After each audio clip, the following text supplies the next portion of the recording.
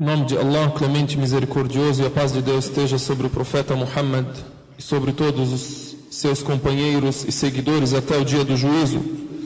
Agradecemos a Allah Azza wa Jal que nos guiou e não iríamos nos orientar se Ele não nos tivesse orientado. Agradecemos a Deus que nos estabeleceu uma religião equilibrada e uma religião fácil e nos estabeleceu o caminho que leva até Ele. O ser humano deve sempre refletir e perguntar qual o meu objetivo nessa vida. O muçulmano, ele tem que se perguntar todos os dias, qual a minha finalidade, para que a vida? A gente nasce, cresce, passa por fases na vida, faz várias coisas na vida e depois morre. E depois, qual é a finalidade? A finalidade do muçulmano, do crente verdadeiro na vida, a finalidade maior e o objetivo maior é agradar a Allah Azza wa Jal.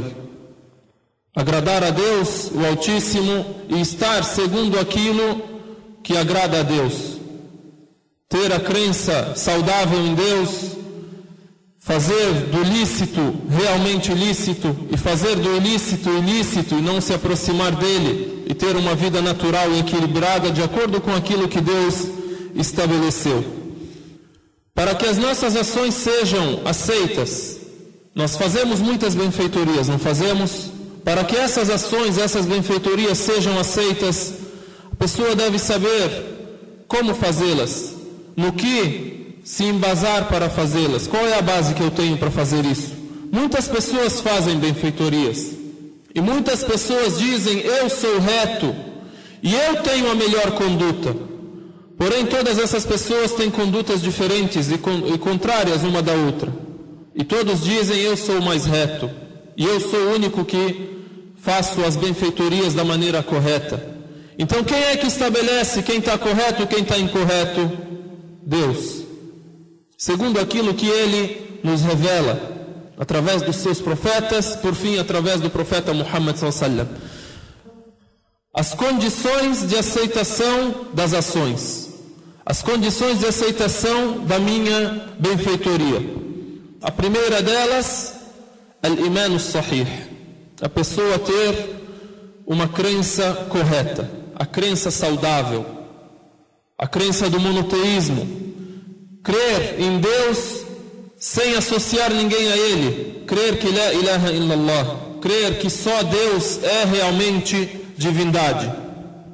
E a gente percebe que o profeta Muhammad sallallahu alaihi wasallam, no início da sua mensagem, quem ler a biografia do profeta sallallahu alaihi wasallam vai perceber em Meca, nos primeiros 13 anos de mensagem de profecia, ele se baseou somente na crença e quis ensinar para aquelas pessoas que com ele viviam que nada vale se a gente não for monoteísta a Deus. Se eu faço uma benfeitoria, porém creio que junto com Deus há um outro ser, uma outra divindade, a quem eu devo também fazer essa benfeitoria, ou por quem eu devo ser devoto, essa benfeitoria não é válida, porque associei com Deus alguém e fui idólatra. Na época do profeta sallallahu alaihi wasallam, sabemos, tinham vários ídolos, tinham certas crenças. Então ele veio e estabeleceu e lembrou as pessoas que devem sempre lembrar e crer e testemunhar que só Deus é divindade. Não há com Deus o Criador algum. E se Deus é o único Criador, não há junto com Deus alguma divindade que merece ser adorado junto com Ele. Não tem filho, não tem mãe, não tem sócio. Um exemplo da época do profeta sallallahu alaihi wasallam, os idólatras acreditavam que os anjos eram filhas de Deus. Os anjos eram do sexo feminino e atribuíam os anjos a Deus como filhas. E aí Deus revelou no Corão o versículo onde ele cita essa grave colocação. E cita que eles, quando tinham uma menina, quando Deus concedia a eles um recém-nascido do sexo feminino, eles reclamavam e ficavam com vergonha, tinham vergonha de ter meninas. Mas a Deus eles podiam atribuir as meninas e dizer que Deus tem filhas. Então atribuem a Deus as filhas.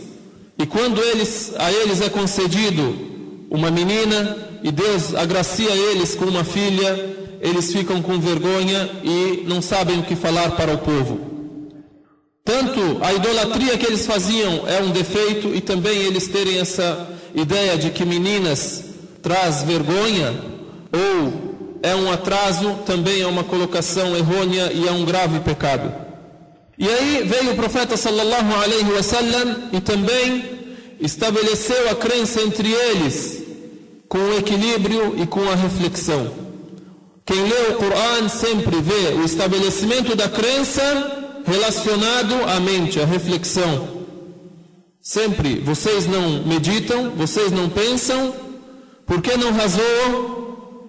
Diz, por exemplo, sobre a ideia que alguém pode ter de que há junto com Deus outros criadores. Deus no Coran diz: se tivesse junto com Deus outro criador, os céus e a terra iriam se destruir. Só pode haver um. Se houvesse dois ou três, o que acontece? Cada um quer uma coisa.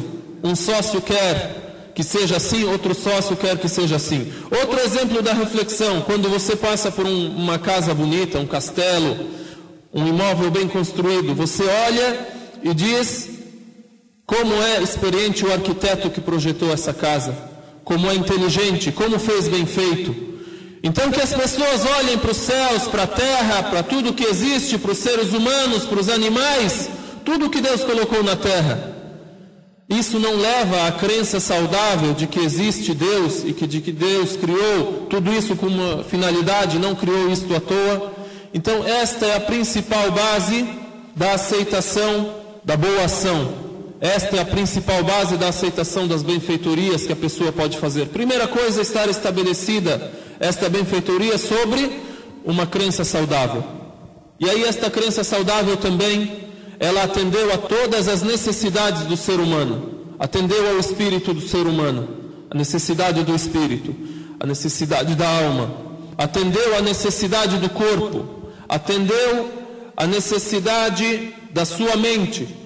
Uma crença saudável, completa, correta, que atende a todas as necessidades. Por isso você percebe, o Islã logo se expandiu, se difundiu em todo o mundo. Por quê? Porque atende a tudo aquilo que o ser humano necessita. Se difundiu naturalmente, com equilíbrio, com naturalidade, sem especulações, sem ideias, sem fundamentos, sem coisas do outro mundo, coisa natural. Expliquemos o Islã para as pessoas naturalmente, não há nada de anormal. E aí por fim vem o exemplo daqueles homens que vieram até o profeta sallallahu alaihi wasallam e perguntaram sobre a vida dele, o exemplo do equilíbrio, da naturalidade, sem anormalidade, sem invenções, sem coisas que não têm a ver com a natureza humana. Esses homens vieram até o profeta sallallahu alaihi wasallam. Perguntaram sobre a vida dele. Quando ouviram sobre a retidão dele, sobre a adoração dele a Deus, um deles acabou dizendo: eu vou jejuar a vida inteira e jamais vou me alimentar. O outro: vou rezar a noite inteira e não vou descansar. O outro: eu vou me retirar na adoração a Deus e não vou me aproximar da minha família e não vou mais casar. Quando chegou até o profeta sallallahu alaihi wasallam essas ideias, ele disse: eu sou mais temente a Deus do que vocês, e sou mais próximo de Deus do que vocês, porém eu jejuo e me alimento, eu rezo e descanso, e caso aquele que se abster da minha tradição não é dos meus. Assim é natural a religião e é natural a crença, e esse é o primeiro ponto sobre o qual as benfeitorias estão embasadas: a crença natural, e a crença razoável e a crença correta e saudável. Aqulu qawli hadha wa astaghfirullah al-azim.